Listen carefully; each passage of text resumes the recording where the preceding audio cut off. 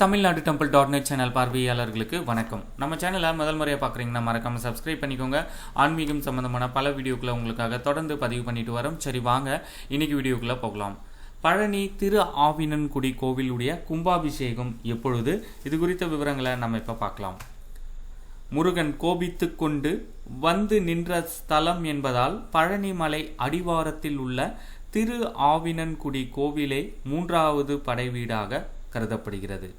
குழந்தை முருகனை மகாலட்சுமி அதாவது திரு, கோமாதா ஆ, சூரியன் இனன், பூமாதேவி கு, அக்னி டி ஆகியோர் வழிபட்டதால் திரு ஆவினன்குடி என்று இந்த கோவில் பெயர் பெற்றது. இங்கு முருகப்பெருமான் குழந்தை வடிவில் மயில் மீது அமர்ந்த கோலத்தில் அருள்பாலிக்கிறார். முருகன் குழந்தை வடிவில் இருப்பதால் வள்ளி தெய்வானை இங்கு இல்லை. பழனி வரும் பக்தர்கள் முதலில் திரு ஆவினன்குடி கோவிலில் வழிபட்ட பிறகே மலைக்கோவிலுக்கு செல்வதை வழக்கமாக கொண்டுள்ளனர். இந்த ஆலயத்தில் கடந்த செப்டம்பர் 7, 2014 ஆண்டு கும்பாபிஷேகம் நடைபெற்றது.